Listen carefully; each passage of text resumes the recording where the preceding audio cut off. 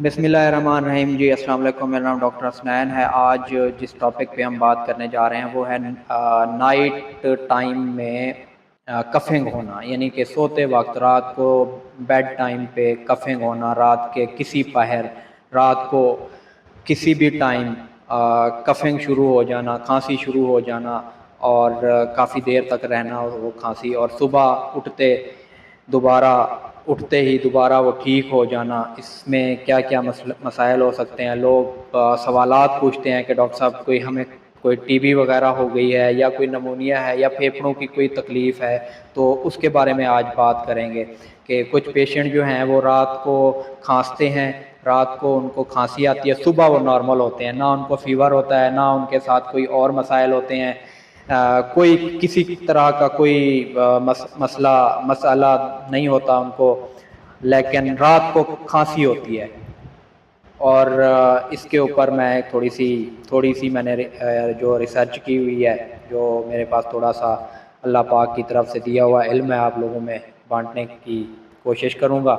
और वीडियो को एंड तक ज़रूर देखिएगा। और मेरी आपसे गुजारिश है कि प्लीज़ मेरे इस चैनल को लाइक, सब्सक्राइब और शेयर ज़रूर कर दें, ताकि मेरी हौसला अफजाई हो सके और मेरा जो ये काम है लोगों तक पहुंच सके, मेरा पैगाम लोगों तक पहुंच सके और मुझे भी इसका बेनिफिट हो सके। तो प्लीज़ मेरी हौसला अफजाई कर दें और मुझे लाइक, सब्सक्राइब और शेयर ज़रूर कर दें। अच्छा जी, तो रात को जब काफ़ी लोगों में देखा गया है, नौजवानों में देखा गया है कि रात को वो उनको खांसी आती है, वो उठ के बैठ जाते हैं और दिन को वो ठीक होते हैं। डॉक्टर के पास पहुंचते हैं, डॉक्टर कहते हैं आपको कोई मसला ही नहीं है, तो हम क्या चेक करें, कोई आपको बलगम, स्पूटम या इस तरह से कोई आपको साइन सिम्टम नज़र नहीं आ रहा है, तो हम क्या इसके बारे में आप लोगों को क्या गाइड करें और क्या हम दें। और जबकि आप लोगों को है ही कुछ नहीं, तो कुछ लोग कहते हैं कि जी हमारा टेस्ट करवाया जाए।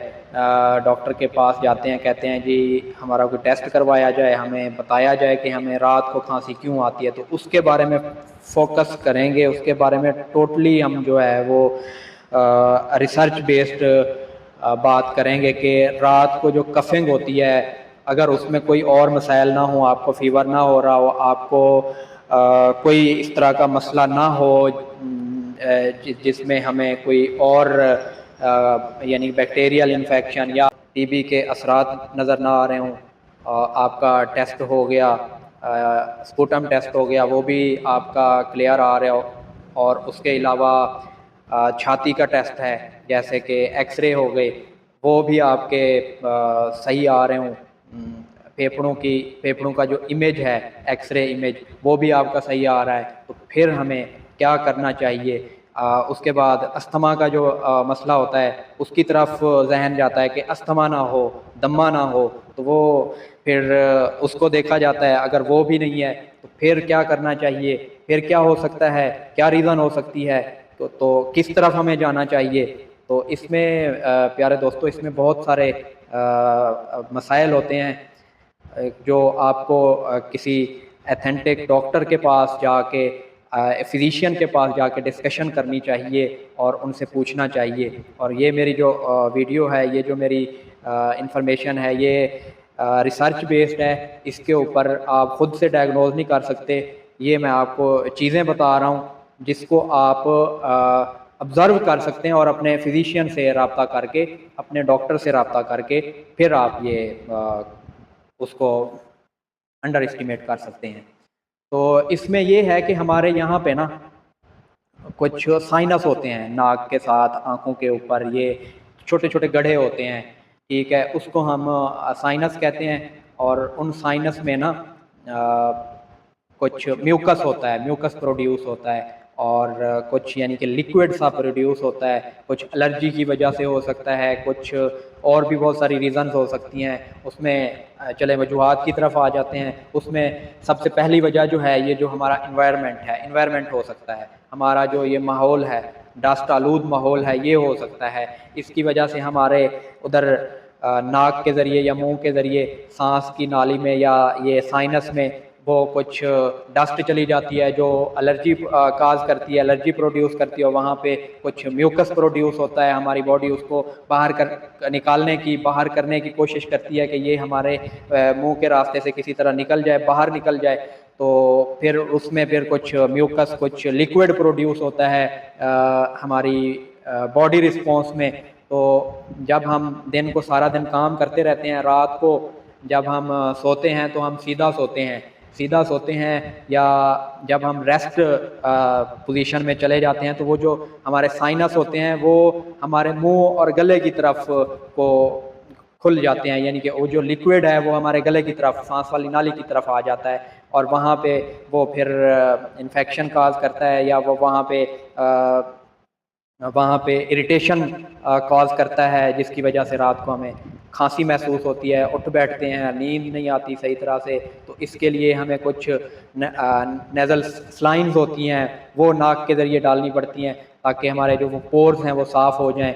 इसमें हमें किन किन बातों से, किन किन चीज़ों से एहतियात करनी चाहिए। पहली बात तो ये है कि हमें ये जो आजकल खुश्की और हर तरफ ड्राईनेस हो रही है, इससे आपको बचना चाहिए। नमी में आपको बैठना चाहिए, या नम जगह पे जहाँ पे आपको ज़्यादा वो ना हो, ड्राईनेस ना हो, ऐसी जगह पे आपको बैठना चाहिए, ऐसी जगह पे आपको सोना चाहिए। और रात को सोते वक्त विंडोज़ या डोर क्लोज करके सोया करें, ताकि बाहर की जो डस्ट है हवा वगैरह के साथ या आंधी के साथ, वो डस्ट जो है हमारे मुंह के अंदर ना चली जाए। और दूसरा, आजकल जो स्मोकर हैं, रात को कोशिश किया करें, स्मोक से परहेज़ किया करें, रात को स्मोकिंग ना किया करें। और इससे वैसे भी बचना चाहिए, और ये बहुत बड़ी रीज़न है, बहुत बड़ी वजह है स्मोकर्स के लिए कि उनको रात को खांसी होती है। भले उनको टीबी ना हो, उनको अस्थमा ना हो, लेकिन वो यहाँ पे कुछ म्यूकस प्रोड्यूस हो जाता है उसके बॉडी रिस्पॉन्स में, को हील अप करने में। जब हम कोई फॉरेन पार्टिकल या जब हम धुआं अंदर लेते हैं तो उसके नतीजे में कुछ म्यूकस प्रोड्यूस होता है, जो हमें रात को फिर सोते वक्त इरिटेशन पैदा करता है। तो इसमें एक तो हमें सेकंड हैंड स्मोक से बचना चाहिए। सेकंड हैंड स्मोक क्या होती है, यानी कि कोई दूसरा स्मोकिंग कर रहा है, या कहीं पे कोई चीज़ जल रही है, या जैसे लकड़ियाँ जलाई जाती हैं। आजकल तो लकड़ियों का दौर ख़त्म हो गया है, या बाज़ दफ़ा लोग लकड़ियाँ जलाते हैं, या घरों में ईंधन के तौर पे कोयला जलाया जाता है, तो उसकी जो डस्ट होती है या उसका जो धुआं निकलता है वो भी हमें इरिटेशन काज कर सकता है। वो भी हमारे साइनस को, ये जहाँ पे ये जो हमारे साइनस होते हैं इनको मुतासर कर सकता है, और इनमें म्यूकस प्रोड्यूस कर सकता है।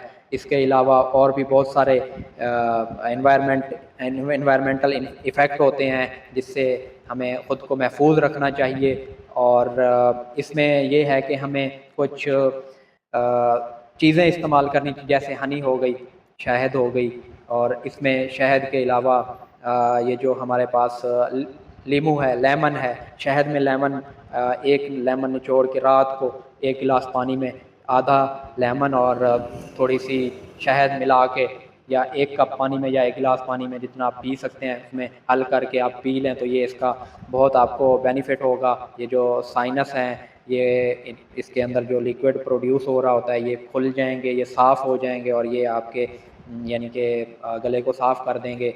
इसके अलावा IVY, और इसमें आपको कुछ लीफ एक्सट्रैक्ट, कुछ सिरप्स होते हैं जो आपको रात को लेने चाहिए। और मैं आपको ये दिखाता चलूँ, ये इस तरह का एक सिरप मिलता है। ये आपको अगर आपको कोई और सिम्टम्स नहीं है, अगर आपको कोई टीबी या दूसरे मसाइल नहीं हैं, तो फिर आपको ये, अगर रात को वैसे कफिंग होती है तो फिर आप ये ले सकते हैं।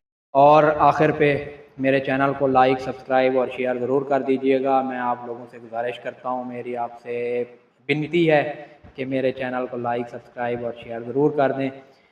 इसी के साथ ही अगली वीडियो तक के लिए इजाज़त चाहता हूँ। खुश रहिए। अल्लाह हाफ़िज़।